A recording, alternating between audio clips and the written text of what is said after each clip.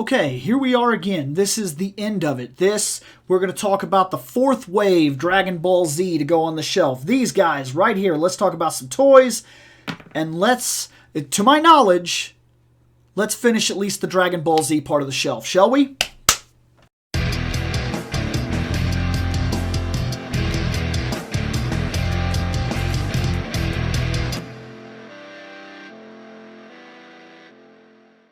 Okay, so I don't think we need to spend too much time on this part of the shelf, and that's also because there's a lot to cover. But really, every other one of these I've had a chance to kind of... We'll see where it takes us, I guess, because I never know. That's the reason my show, I guess, I like to think my show is different and stands out from the pack, is that I don't even know where I'm going to go till I get there. But the first thing we're going to do is we're going to call them out on something. That Build-A-Figure pack, I bought all of them so that I could get my hands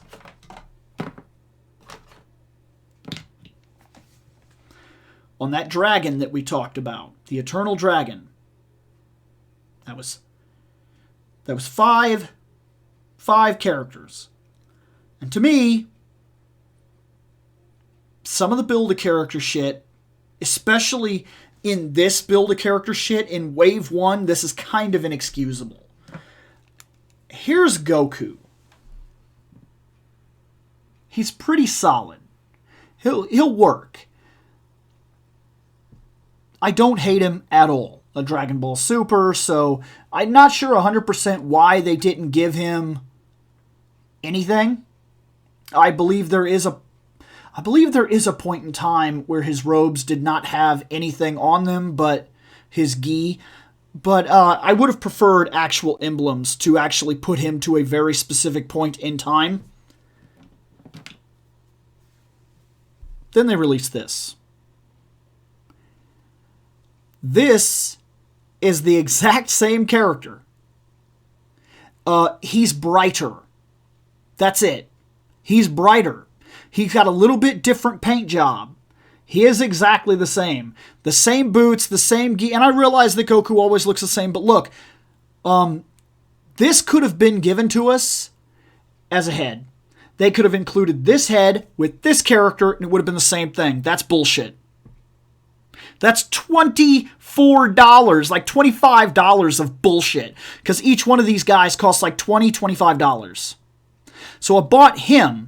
And I was like, sweet, a cool Goku. Then I bought him, and I was like, well, I need that part of the dragon. But this is bullshit. Especially once I got him out and like put him on the shelf and really got to looking at him, and I was like, they're the same fucking guy. They're the same guy. Like, why? They're the same guy. So look, I tried to let that go. I really did. See? I had a Beerus to buy, and that was pretty cool, because I really like Beerus. I really like that he's a bad guy, or you get the idea. He's a challenger that appears that we didn't just walk all over, that still has not really been bested, because they very much made it apparent that he is above us. And for once, it's nice to see Goku be truly humbled, because he surpasses all of his trainers. Like, Master Roshi shows up, and he just surpasses the crap up out of Master Roshi. And it didn't take him that long, in all honesty. And then, right after Master Roshi, they're like, okay, well, he'll go train with Kami. And then he surpasses Kami. And then they're like, okay, well, he trains with King Kai. And then he trains with King Kai, and easily, there's no doubt in my mind, he could kick King Kai's ass. And because we never see King Kai fight, but if he developed those techniques, and to his, I believe he even says it specifically in the anime, he says that he has taught Goku his best techniques, which are the Kaioken and the Genki Dama. And if those are the greatest techniques of the King Kai martial art, Goku pretty much has mastered that beyond anything we've ever seen, because he's the only guy we ever see use the Kaioken. But you get the idea. He's surpassed King Kai, I believe that. And then, later on, the Grand Kais and whatnot start showing up, like Supreme Kais and whatnot, and very, very blatantly, during the Buu Saga, it's obvious that Goku is stronger than they are.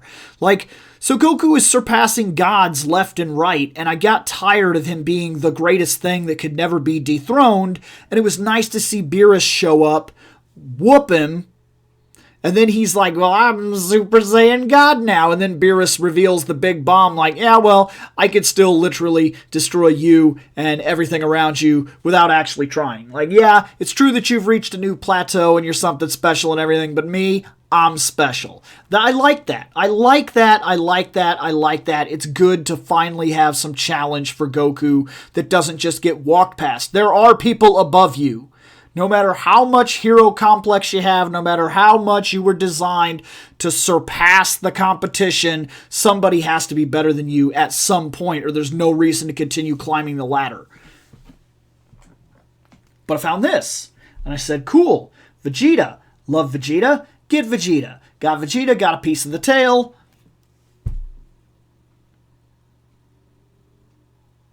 This, again, is the same Vegeta. He's painted a little bit different. He's a little brighter. That's what they did.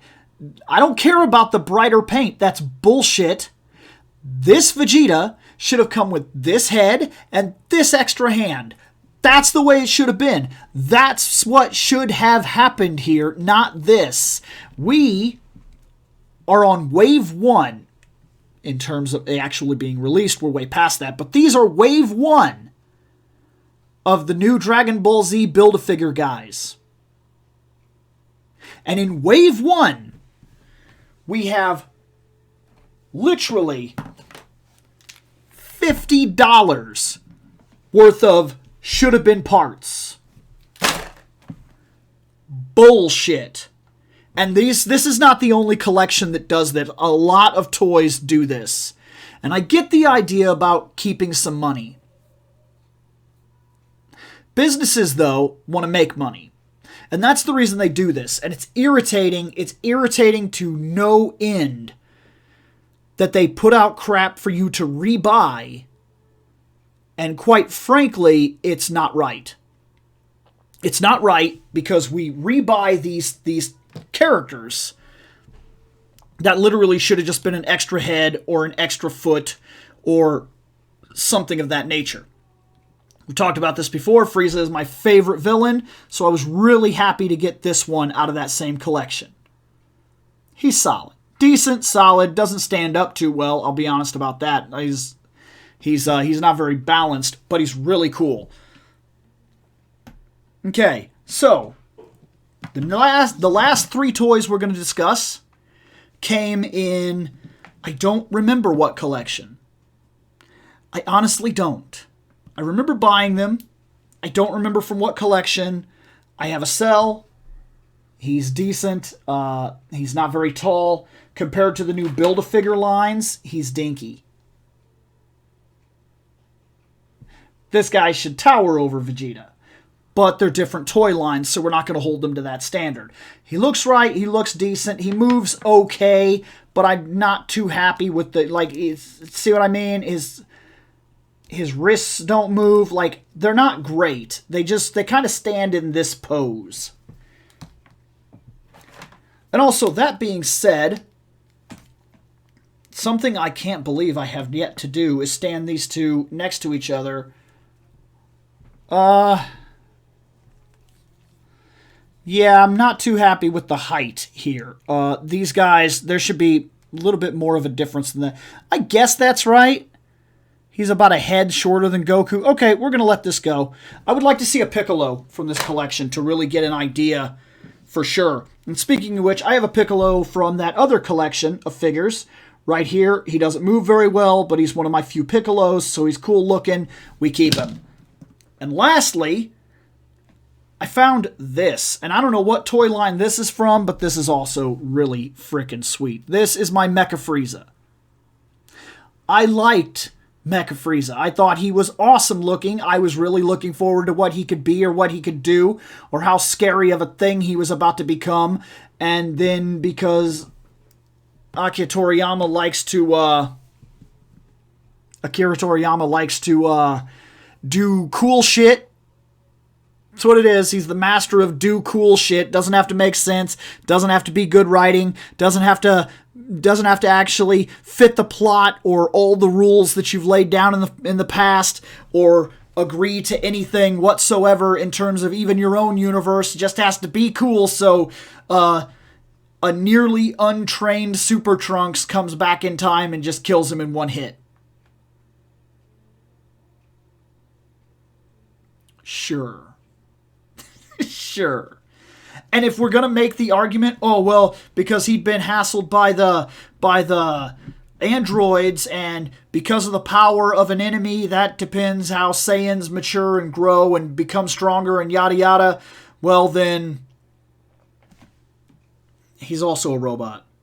Cyborg-esque Frieza, Mecha Frieza, should have been frickin' broken, should have been really cool, and we should have held him off to return later on. But there is a weirdness to Dragon Ball Z that does things like this, like when Tao Pai Pai was defeated, and then he came back as a robot, and he literally just came back to get bitched, and then Frieza's easily my favorite villain, like one of the greatest villains to ever be introduced in all of Dragon Ball ever, and then gets turned into a robot and gets bitched. But then it's like not like a hatred of robots, it's like a hatred of cyborgs or something like that, because they introduce robots and robots are cool and cyborgs suck and fleshy things are fine. Whatever. Hey, Wave 4. We've now added this stuff back into the collection. Get out of here.